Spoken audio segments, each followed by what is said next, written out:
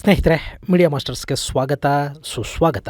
ಗೆಳೆಯರೆ, parliament, assembly ಇವೆಲ್ಲ ಜನಪ್ರತಿನಿಧಿಗಳು ಅಂದ್ರೆ ನಮ್ಮನ್ನ ಪ್ರತಿನಿಧಿಸುವ ಜನ ಕೂತ್ಕೊಂಡು ನಮ್ಮ ಸಮಸ್ಯೆಗಳ ಬಗ್ಗೆ, ಅವುಗಳ ಪರಿಹಾರದ ಬಗ್ಗೆ ಮಾತಾಡೋದಕ್ಕೆ, ನಮಗೆ ಬೇಕಾದ ಕಾನೂನುಗಳನ್ನ ಜಾರಿ ಮಾಡೋದಕ್ಕಿರೋ ಜಾಗಗಳು. ಅಲ್ಲ, ಅವರವರೇ ಹಂದಿ ನಾಯಿಗಳ ತರ ಕಿತ್ತಾಡ್ಕೊಳ್ಳೋದಕ್ಕೆ ಶುರು ಮಾಡ್ಬಿಟ್ರೆ, ಪಾರ್ಲಿಮೆಂಟು ಅನ್ನೋದನ್ನ ಬಾಕ್ಸಿಂಗ್ ರಿಂಗ್ ಮಾಡ್ಕೊಂಡು ಬಿಟ್ರೆ, ತೀರಾ ಬೀದಿ ಜಗಳದಲ್ಲಿ ಬಳಸೋ ತರದ ಭಾಷೆ ಬಳಸಿ ಒಬ್ಬರ ಮೇಲೊಬ್ಬರು ಬಿದ್ದು ಬಡದಾಡೋದಕ್ಕೆ ಶುರು ಮಾಡಿದ್ರೆ ಹೇಗಿರುತ್ತೆ ಹೇಳಿ? ಮೊನ್ನೆ ಅದು ಮಾಲ್ಡೀವ್ಸ್ ನ ಸಂಸತ್ತಲ್ಲಿ ನಡೆದು ಹೋಗಿದೆ. ಅಫ್ಕೋರ್ಸ್ ಇದು ಎಲ್ಲೂ ಆಗದ, ಅಲ್ಲಿ ಮಾತ್ರ ಆಗ್ತಾ ಇರೋ ಘಟನೆ ಏನಲ್ಲ. ನಮ್ಮಲ್ಲಿ ಕೂಡ ಸಾಕಷ್ಟು ಅಸೆಂಬ್ಲಿಗಳಲ್ಲಿ ಪೇಪರ್ಗಳನ್ನ ಹರಿದು ಸ್ಪೀಕರ್ ಮೇಲೆ ಎಸೆಯೋದು, ಅವ್ರ ಬಟ್ಟೆನ ಅವರೇ ಹರ್ಕೊಳ್ಳೋದು, ಕೂಗಾಡೋದು, ಬಾವಿಗಿಳಿಯೋದು ಇವೆಲ್ಲ ಆಗ್ತಾ ಇರುತ್ತೆ. ಇನ್ನು ಸ್ವಲ್ಪ ಹಿಂದೆ ನಮ್ಮ ಕರ್ನಾಟಕದ ಅಸೆಂಬ್ಲಿಯಲ್ಲಿ ಕೂಡ ಶಾಸಕರು ಬಡದಾಡ್ಕೊಂಡಿದ್ದು, ಮೈಕ್ಗಳನ್ನ ಕಿತ್ತು ಎಸ್ದಾಡ್ಕೊಂಡಿದ್ದು ಇತ್ತು. ಆದ್ರೆ ನಮ್ಮ ಪಾರ್ಲಿಮೆಂಟ್ ಅಲ್ಲಿ ಇಂಥ ಘಟನೆಗಳನ್ನ ನೋಡಿದ್ದು ನೆನಪಿಲ್ಲ. ತೀರಾ ಹೆಚ್ಚು ಅಂದ್ರೆ ನಮ್ಮ ಸಂಸದರು ಕೂಗಾಡ್ತಾರೆ, ಬಿಲ್ಗಳನ್ನ, ಪೇಪರ್ಗಳನ್ನ ಹರಿದು ಎಸಿತಾರೆ. ಆದ್ರೆ ಒಬ್ಬರನ್ನೊಬ್ಬರು ಬಡದಾಡ್ಕೊಳ್ಳೋ ಸ್ಥಿತಿಯನ್ನ ತಲುಪಿಲ್ಲ ಅನ್ನೋದಕ್ಕೆ ನಾವು ಖುಷಿ ಪಡಬೇಕು. ಮೊನ್ನೆ ಅಂಥದ್ದೊಂದು ಅಸಹ್ಯಕರ ಘಟನೆ ಮಾಲ್ಡೀವ್ಸ್ ನ ಪಾರ್ಲಿಮೆಂಟ್ ಅಲ್ಲಿ ನಡೆದು ಹೋಗಿದೆ. ಅಲ್ಲಿ ಆಡಳಿತಾರೂಢ ಅಂದ್ರೆ ಪ್ರೆಸಿಡೆಂಟ್ ಮುಯ್ಜು ಇದಾರಲ್ಲ,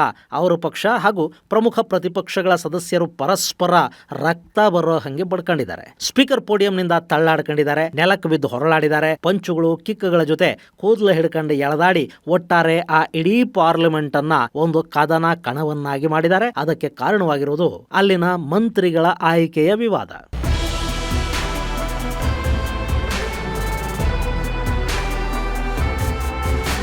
ಮಾಲ್ಡೀವ್ಸ್ ನಲ್ಲಿ ಇತ್ತೀಚೆಗೆ ಏನಾಗ್ತಿದೆ ಅನ್ನೋದು ನಿಮಗೆ ತುಂಬಾ ಚೆನ್ನಾಗಿ ಗೊತ್ತಿದೆ. ಅಲ್ಲಿ ಭಾರತದ ಮಿತ್ರ ಇಬ್ರಾಹಿಂ ಸೋಲಿ ಮೊನ್ನೆನ ಚುನಾವಣೆಯಲ್ಲಿ ಸೋತರು. ಚೈನಾ ಬೆಂಬಲಿತ ಅಧ್ಯಕ್ಷ ಮೊಹಮ್ಮದ್ ಮುಯ್ಜು ಅಧ್ಯಕ್ಷರಾಗಿ ಆರಿಸಿ ಬಂದರು. ಆತ ಗೆದ್ದಿದ್ದು ಚೈನಾ ಬೆಂಬಲದಿಂದ. ಇಂಡಿಯಾ ಔಟ್ ಅನ್ನೋ ಕ್ಯಾಂಪೇನ್ ಅನ್ನು ಮಾಡಿ ಅಲ್ಲಿನ ಆಡಳಿತಾರೂಢ ಸರ್ಕಾರ ಮತ್ತು ಅಧ್ಯಕ್ಷರ ವಿರುದ್ಧ ಅಪಪ್ರಚಾರ ಮಾಡಿನೇ ಮುಯ್ಜು ಅಲ್ಲಿ ಅಧ್ಯಕ್ಷರಾಗಿ ಆಯ್ಕೆಯಾದರು. ಅದಾದ ನಂತರ ಭಾರತದ ಜೊತೆಗಿನ ಸಂಬಂಧಗಳನ್ನ ಕೆಡಿಸ್ಕೊಂಡ್ರು. ಭಾರತದ ಸೈನಿಕರು ಮಾಲ್ಡೀವ್ಸ್ ನಿಂದ ಹೊರ ಹೋಗಬೇಕು ಅಂತ ಮಾತಾಡೋದಕ್ಕೆ ಶುರು ಮಾಡಿದ್ರು. ಚೈನಾಗೆ ದಿನೇ ದಿನೇ ಹತ್ತಿರ ಆಗ್ತಾ ಹೋದ್ರು. ಇಲ್ಲಿ ಮಾಲ್ಡೀವ್ಸ್ ನ ಆರ್ಥಿಕತೆ ಅನ್ನೋದು ಆಧಾರ ಪಟ್ಟಿರೋದು ಅಲ್ಲಿನ ಟೂರಿಸಂ ಮೇಲೆ. ಭಾರತದಿಂದ ಸಾಕಷ್ಟು ಟೂರಿಸ್ಟ್ಗಳು ಮಾಲ್ಡೀವ್ಸ್ಗೆ ಹೋಗ್ತಾರೆ. ಇನ್ನು ಭಾರತ ಸಾಕಷ್ಟು ವರ್ಷಗಳಿಂದ ಅವರಿಗೆ ವಿಪರೀತ ಅನ್ನೋಷ್ಟು ಸಹಾಯವನ್ನು ಕೂಡ ಮಾಡ್ತಾ ಬರ್ತಾ ಇದೆ. ನಮ್ಮ ಅಕ್ಕಪಕ್ಕದ ಮನೆಗಳಲ್ಲಿ ಯಾರಾದರೂ ಅಸಹಾಯಕರು, ಕೈಲಾಗದವರು ಇದ್ರೆ ನಾವು ಹೇಗೆ ಮತ್ತು ಎಷ್ಟು ಅವರಿಗೆ ಸಹಾಯ ಮಾಡಬಹುದು, ಭಾರತ ಮಾಲ್ಡೀವ್ಸ್ಗೆ ಅಷ್ಟು ಪ್ರಮಾಣದ ಸಹಾಯವನ್ನು ಮಾಡಿದೆ. ಅವರ ದೇಶದ ಮೇಲೆ ಬಂಡುಕೋರರು ಬಿದ್ದಾಗ ಓಡ್ ಹೋಗಿ ಅಲ್ಲಿನ ಸರ್ಕಾರನ ಭಾರತ ಕಾಪಾಡ್ತು. ಅವರಿಗೆ ನೀರಿಲ್ಲ ಅಂದ್ರೆ ಕುಡಿಯೋ ನೀರನ್ನ ಭಾರತದಿಂದ ತಗೊಂಡು ಹೋಗಿ ಕೊಟ್ಟು ಬಂತು. ಕಾಯಿಲೆ ಅಂದ್ರೆ ಔಷಧಿ ಕೊಡ್ತು.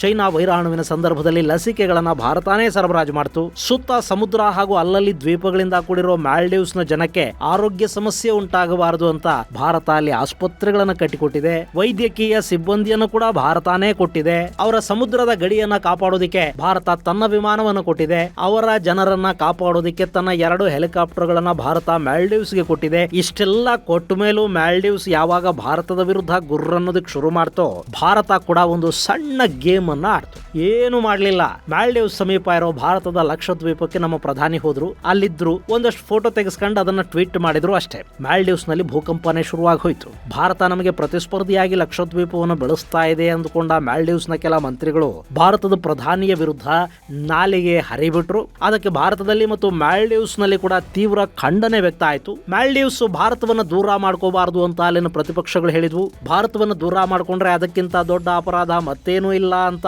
ಅಲ್ಲಿನ ಮಾಜಿ ಅಧ್ಯಕ್ಷರು ಹೇಳಿದ್ರು. ಮಾಲ್ಡೀವ್ಸ್ ನ ಮಂತ್ರಿಗಳ ವಿರುದ್ಧ ವಿಪರೀತ ಟೀಕೆಗಳು ಶುರುವಾದವು. ತಕ್ಷಣ ಎಚ್ಚೆತ್ತ ಅಧ್ಯಕ್ಷ ಮುಯ್ಜು ಆ 3 ಮಂತ್ರಿಗಳನ್ನ ವಜಾ ಮಾಡಿದ್ದು ಕೂಡ ಆಯ್ತು. ಇನ್ನು ಈಗ ಅಲ್ಲಿ ಬೇರೆ ಮಂತ್ರಿಗಳನ್ನ ನೇಮಕ ಮಾಡ್ಕೋಬೇಕು. ಅದಕ್ಕಾಗಿ 4ರನ್ನ ಸರ್ಕಾರ ಹೆಸರಿಸಿದೆ. ಅವರ ನೇಮಕಾತಿಗೆ ಅಲ್ಲಿನ ಪಾರ್ಲಿಮೆಂಟ್ ಹಾಗೂ ಸ್ಪೀಕರ್ ಒಪ್ಪಿಗೆ ಕೊಡಬೇಕು. ಈಗ ಸಂಸತ್ ಭವನದಲ್ಲಿ ಹೊಡಿ ಬಡಿ ನಡೆಯೋದಕ್ಕೆ ಕಾರಣವಾಗಿದ್ದು ಇದೇ ಸಚಿವರ ಆಯ್ಕೆಯ ಪ್ರಸಂಗ.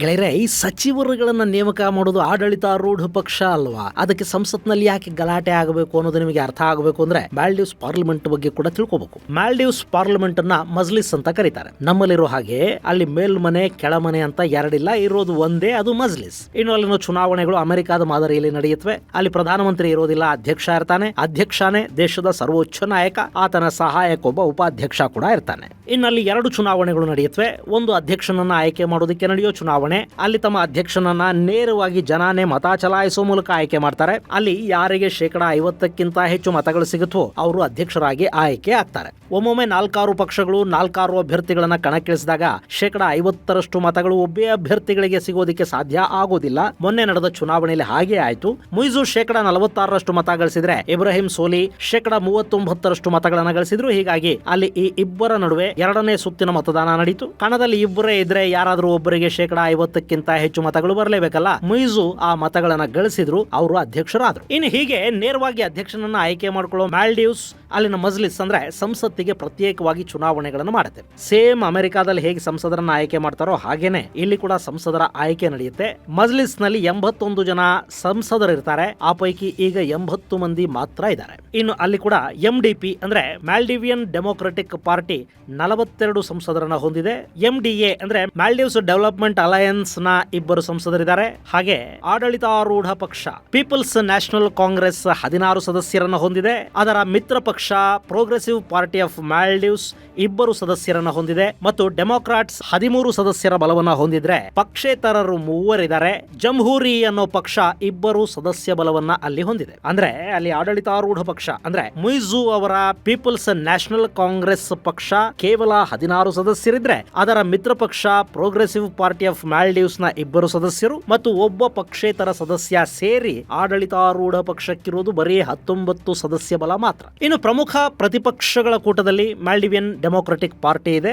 ಇದು ಮಾಜಿ ಅಧ್ಯಕ್ಷ ಇಬ್ರಾಹಿಂ ಸೋಲಿ ಅವರ ನೇತೃತ್ವದ ಪಕ್ಷ. ಅದರಲ್ಲಿ 42 ಸದಸ್ಯರಿದ್ದಾರೆ. ಮಾಲ್ಡೀವ್ಸ್ ಡೆವಲಪ್ಮೆಂಟ್ ಅಲಯನ್ಸ್ 2 ಸದಸ್ಯರನ್ನ ಹೊಂದಿದೆ. ಹಾಗೆ MDP ಇಂದ ಹೊರಹೋಗಿರುವ ಡೆಮೊಕ್ರಾಟ್ಸ್ 13 ಸದಸ್ಯ ಬಲವನ್ನ ಹೊಂದಿದೆ. ಸೊ ಅಲ್ಲಿನ ಆಡಳಿತಾರೂಢ ಪಕ್ಷದ ಸಂಖ್ಯೆ 19 ಆದ್ರೆ ಪ್ರತಿಪಕ್ಷಗಳ ಕೂಟದ ಸಂಖ್ಯಾ ಬಲ 57. ಇದು ಕೂಡ ಅಮೆರಿಕದ ತರಾನೇ ಆಡಳಿತಾರೂಢ ಸಂಸದರ ಸಂಖ್ಯೆ ಕಡಿಮೆ, ಪ್ರತಿಪಕ್ಷಗಳ ಬಲ ಹೆಚ್ಚು. ಹೀಗಾದಾಗ ಏನಾಗುತ್ತೆ ಅಂದ್ರೆ ಸಂಸತ್ತಿನಲ್ಲಿ ಬಿಲ್ಗಳ ಮಂಡನೆ, ಅವುಗಳನ್ನ ಪಾಸ್ ಮಾಡಿಸೋದು ಇವೆಲ್ಲ ಸ್ವಲ್ಪ ಕಷ್ಟ ಆಗುತ್ತೆ. ಹಾಗೆ ಯಾವ ಪಕ್ಷದ ಸದಸ್ಯರು ಹೆಚ್ಚಿರ್ತಾರೋ ಆ ಪಕ್ಷಕ್ಕೆ ಸೇರಿದ ಸ್ಪೀಕರ್ ಮತ್ತು ಡೆಪ್ಯೂಟಿ ಸ್ಪೀಕರ್ಗಳಿರ್ತಾರೆ. ಇದು ಆಡಳಿತಾರೂಢ ಪಕ್ಷಗಳಿಗೆ ಮನಸೋ ಇಚ್ಛೆ ನಿರ್ಧಾರವನ್ನು ತಗೊಳ್ಳೋದಕ್ಕೆ ಸಾಧ್ಯವಾಗದ ವಾತಾವರಣವನ್ನ ಅಲ್ಲಿ ನಿರ್ಮಾಣ ಮಾಡುತ್ತೆ.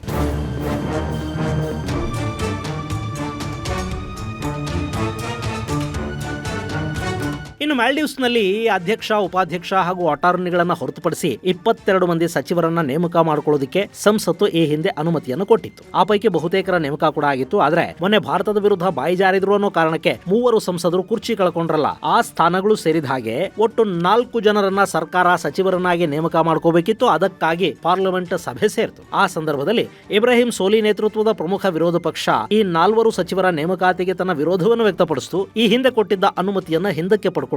ಅದಕ್ಕವರು ಕೊಟ್ಟ ಕಾರಣ ಏನು ಅಂದ್ರೆ ಈ 4 ಜನರ ಚಾರಿತ್ರ್ಯ ಸರಿ ಇಲ್ಲ, ಇವರಿಂದ ಮಾಲ್ಡೀವ್ಸ್ಗೆ ನಯಾ ಪೈಸಾ ಉಪಯೋಗ ಆಗೋದಿಲ್ಲ. ಹೀಗಾಗಿ ದೇಶದ ಹಿತಾಸಕ್ತಿಯನ್ನ ಗಮನದಲ್ಲಿಟ್ಟುಕೊಂಡು ನಾವು ಹಿಂದೆ ಕೊಟ್ಟ ಒಪ್ಪಿಗೆಯನ್ನ ತಡೆ ಹಿಡಿತಿದ್ದೀವಿ ಅನ್ನೋದು. ಡೆಮೊಕ್ರಾಟಿಕ್ ಪಾರ್ಟಿಯ ಈ ನಿರ್ಧಾರ ಆಡಳಿತಾರೂಢ ಪಕ್ಷವನ್ನು ಕೆರಳಿಸಿತು. ಅವರು ಸ್ಪೀಕರ್ ವಿರುದ್ಧ ಅವಿಶ್ವಾಸ ಮಂಡನೆಗೆ ಮುಂದಾದ್ರು. ಸ್ಪೀಕರ್ ಅನ್ನ ಬಲವಂತವಾಗಿ ಕುರ್ಚಿಯಿಂದ ಎಳೆಯೋದಕ್ಕೆ ಮುಂದಾಗ್ತಾರೆ. ಸ್ಪೀಕರ್ ಕಿವಿ ಬಳಿ ಆಡಳಿತಾರೂಢ ಸಂಸದರು ಪಿಪಿ ಊದೋದಕ್ಕೆ ನಿಂತುಕೊಂಡ್ರು. ಯಾವಾಗ ಸ್ಪೀಕರ್ ಕುರ್ಚಿಯ ಬಳಿ ಆಡಳಿತಾರೂಢರ ಗಲಾಟೆ ಹೆಚ್ಚಾಯ್ತೋ ಪ್ರತಿಪಕ್ಷಗಳ ಸದಸ್ಯರು ಸ್ಪೀಕರ್ ರಕ್ಷಣೆಗೆ ಧಾವಿಸಿ ಬಂದ್ರು. ಅಲ್ಲಿ ತಳ್ಳಾಟ ಆಯ್ತು. ಸಂಸದರು ಪರಸ್ಪರ ಹೊಡೆದಾಡ್ಕೊಂಡ್ರು. ಪಂಚುಗಳು, ಕಿಕ್ಕುಗಳು ಎಲ್ಲ ಹೋದ್ವು. ತೀವ್ರವಾಗಿ ಗಾಯಗೊಂಡವರನ್ನ ಆಸ್ಪತ್ರೆಗೂ ದಾಖಲು ಮಾಡಲಾಯಿತು. ಅಂತೂ ಮಾಲ್ಡೀವ್ಸ್ ನ ಸಂಸತ್ತು ಬಾಕ್ಸಿಂಗ್ ರಿಂಗ್ ತರ ತಯಾರಾಗಿ ಹೋಯ್ತು.